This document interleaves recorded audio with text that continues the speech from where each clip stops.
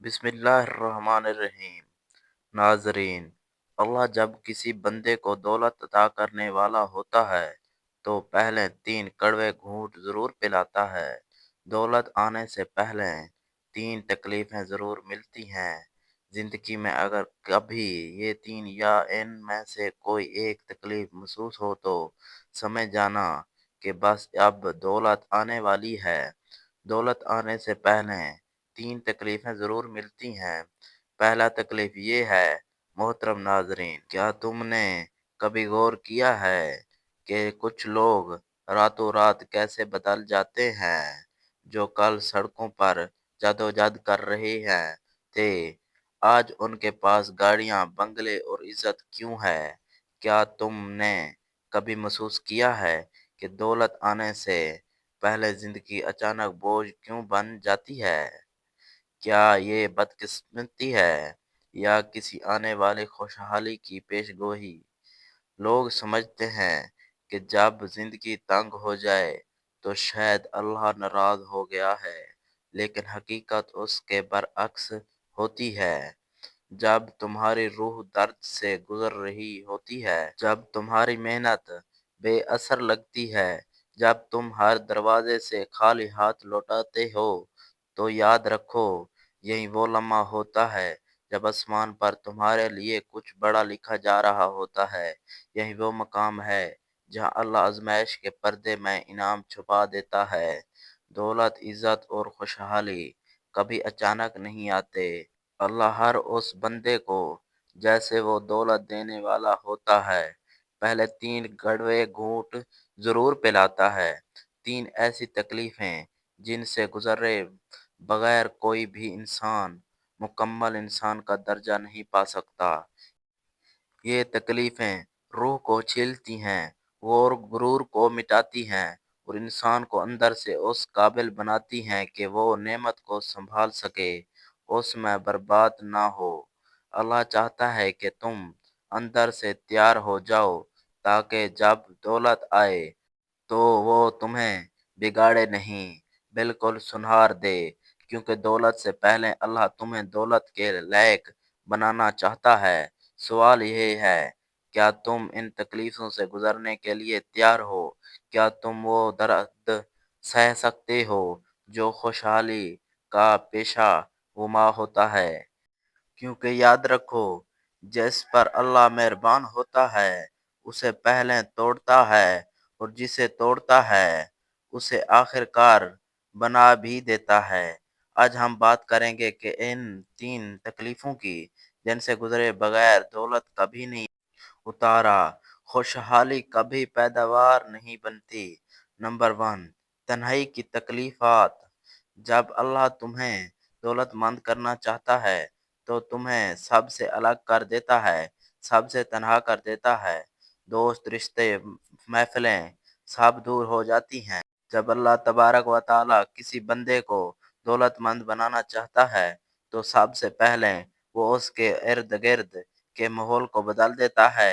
زندگی کے رنگ جیسے مدھم ہو جاتے ہیں، محفلوں کی رونق جیسے ختم ہو جاتی ہے، دوستوں کی مسکراہٹوں میں اجنبیات آ جاتی ہے، رشتہ داروں کی باتوں میں وہ گرم جوشی باقی نہیں رہتی۔ ایسا لگتا ہے جیسے دنیا بدل ہی گئی ہو، مگر حقیقت میں دنیا نہیں بدلتا، اللہ تمہیں بدلنا رہا ہوتا ہے۔ وہ تمہیں ایک ایسی تنہائی میں لے آتا ہے جہاں نہ کسی کی ہمدردی ہوتی ہے، نہ کسی کی صحبت، صرف تم رہ جاتے ہو، تمہارے آنسو، تمہاری سوچ اور تمہارا رب۔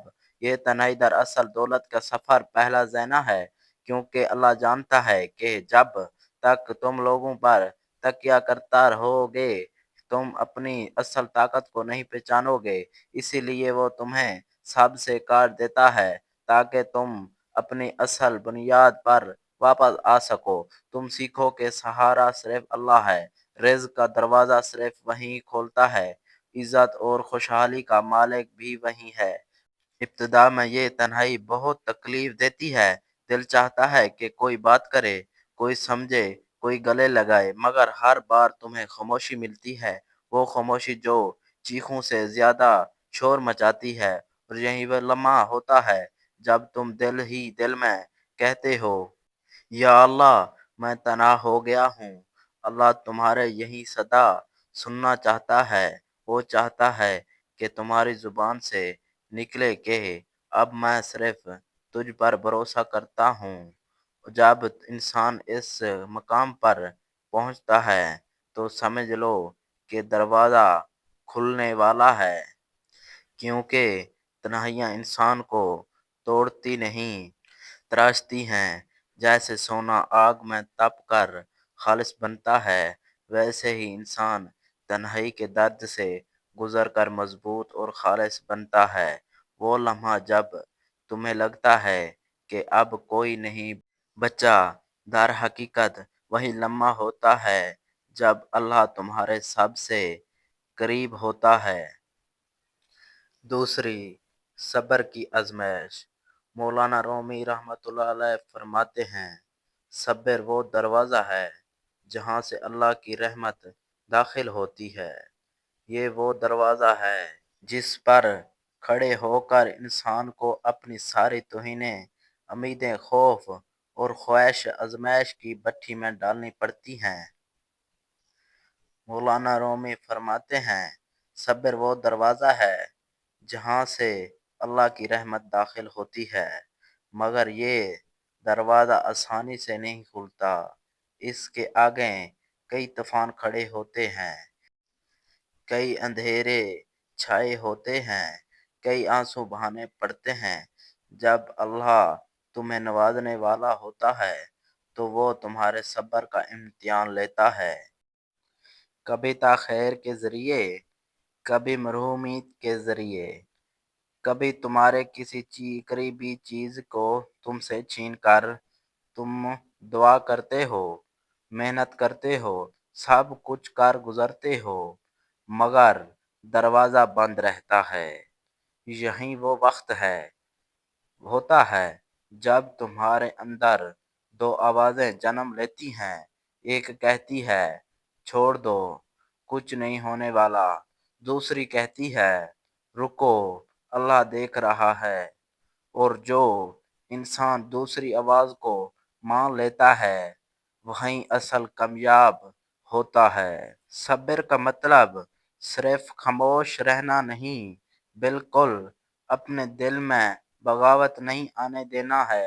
صبر کا مطلب یہ ہے کہ دل میں درد بھی ہو، آنکھوں میں آنسو بھی ہو، مگر زبان سے اللہ پر شک کا ایک لفظ بھی نہ نکلے۔ یہ وہ کیفیت ہے جہاں اللہ اپنے بندے کے ایمان کو تولتا ہے۔ وہ دیکھتا ہے کہ بندہ نعمت پر شکر کرتا ہے یا زحمت پر بھی یقین رکھتا ہے۔ صبر کی آزمائش میں وقت بہت سستا چلتا ہے، لمحے جیسے پہاڑ بن جاتے ہیں، ہر دعا کا جواب جیسے تاخیر میں لپٹا ہوتا ہے۔ یاد رکھو، اللہ دیر ضرور کرتا ہے، اندھیر نہیں۔ جب وہ دیتا ہے تو دیر کا بھی بدلہ دیتا ہے۔ وہ تمہیں وہ چیز دیتا ہے جو تم نے مانگی بھی نہیں ہوتی، مگر تمہارے لیے بہتر ہوتی ہے۔ کبھی تمہارا رزق میں رکاوٹ آتی ہے، کبھی صحت میں، کبھی رشتوں میں، کبھی عزت میں۔ تم سوچتے ہو یہ سب میرے ساتھ کیوں ہو رہا ہے، مگر حقیقت یہ ہے کہ اللہ تمہیں توڑنا نہیں رہا، بلکہ تمہیں طاقت دے رہا ہے، تمہیں اس قابل بنا رہا ہے کہ جب دولت آئے تو تماس کے غرور میں مبتلا نہ ہو، بالکل شکر میں جھک جاؤ۔ دولت سے پہلے صبر کی آزمائش اسی لیے آتی ہے تاکہ تمہارے دل میں نرم ہو جائے، تم جان سکو کہ کمی اور تکلیف میں بھی اللہ موجود ہے۔ جب تم یہ سیکھ جاتے ہو تمہارا دولت تمہیں بگاڑ نہیں سکتی، پھر تمہارا رویہ بدل جاتا ہے۔ پہلے تم چھوٹی چھوٹی باتوں پر شک کرتے تھے، اب تم خاموشی سے مسکرا کر کہتے ہو میرا رب بہتر جانتا ہے۔ یہ جملہ تمہارے ایمان کی علامت بن جاتا ہے اور یہیں ایمان تمہارے رزق کے دروازے کھولتا ہے۔ صبر کا سفر لمبا ضرور ہوتا ہے مگر بے مقصد نہیں۔ اللہ ہر دن تمہیں تراشتا ہے، تمہارے اندر سے غرور، خود غرضی، شکایات اور بے صبری نکالتا ہے، اور جب وہ دیکھتا ہے کہ اب تم خالص ہو گئے ہو، اب تم میں شکر اور برداشت آ گئی ہے، تو پھر وہ تمہیں ایسی جگہ سے نوازتا ہے جہاں تم نے کبھی سوچا بھی نہیں ہوتا۔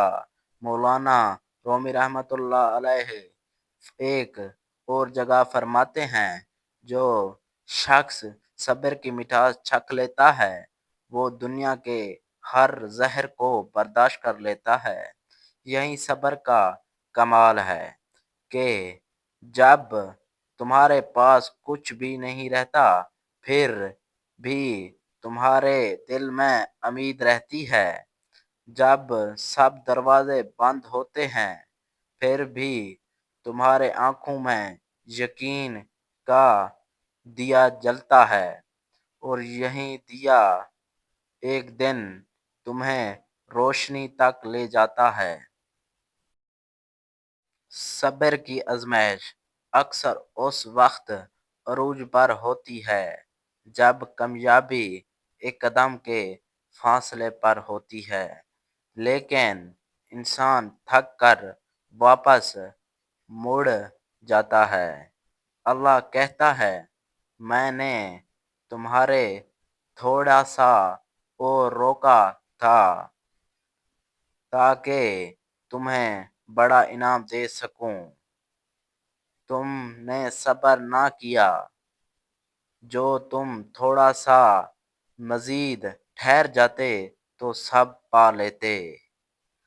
نمبر 3، ناکامی کا سامنا۔ ناکامی دراصل انجام نہیں بلکہ آغاز ہے۔ یہ وہ استاد ہے جو انسان کو سکھا دیتا ہے کہ کامیابی کی قدر کیسے کرنی ہے۔ یہ وہ مرحلہ ہے جو انسان کو توڑ کر دوبارہ بناتا ہے، اسی زمین پر گرا کر مضبوطی سے کھڑا ہونا سکھاتا ہے۔ اکثر لوگ سمجھتے ہیں کہ ناکامی انجام ہے، مگر حقیقت یہ ہے کہ ناکامی اختتام نہیں، آغاز ہے، ایک نیا سفر کا، ایک نئے زاویے کا۔ اللہ جب کسی کو نوازنا چاہتا ہے تو پہلے اس کی بنیاد مضبوط کرتا ہے، اور بنیاد کبھی آسانی میں نہیں بنتی۔ وہ انسان کو میدان میں اتارتا ہے، ہارنے دیتا ہے، رلانے دیتا ہے، ٹھوکر لگتا ہے، تاکہ جب کامیابی آئے تو وہ غرور کے بوجھ سے زمین پر نہ گرے بلکہ شکر کے سجدے میں جھک جائے۔ ناکامی وہ استاد ہے جو وہ سبق پڑھاتی ہے جو کامیابی کبھی نہیں سکھا سکتی۔ یہ تمہیں بتاتی ہے کہ کس پر بھروسہ کرنا ہے، کس سے فاصلہ رکھنا ہے، اور اپنی کمزوریوں کو طاقت کیسے بنانا ہے۔ جب سب راستے بند ہوتے ہیں تب ایک اندرونی راستہ کھلتا ہے، وہ راستہ جو تمہیں خود تم تک لے جاتا ہے۔ یہ ہر ناکامی تمہارے اندر ایک نیا شعور پیدا کرتی ہے۔ جب تم گرتے ہو تو تم اپنی صلاحیتوں کا اندازہ کرتے ہو، تمہیں پتہ چلتا ہے کہ تم میں برداشت کتنی ہے، تمہارے اندر کتنا یقین ہے، تمہارے دل میں ایمان کی جڑ کتنی گہری ہے، اور یہیں وہ لمحہ ہوتا ہے جب اللہ تمہیں خود سے متعارف کراتا ہے۔ ناظرین، اللہ تعالیٰ کے 99 ناموں سے کوئی ایک نام کمنٹ میں ضرور لکھیں۔ اگر ویڈیو پسند آئے ہو تو لائک کریں، شیئر کریں اور چینل کو سبسکرائب کریں۔ ملتے ہیں اگلی ویڈیو میں۔ اللہ حافظ۔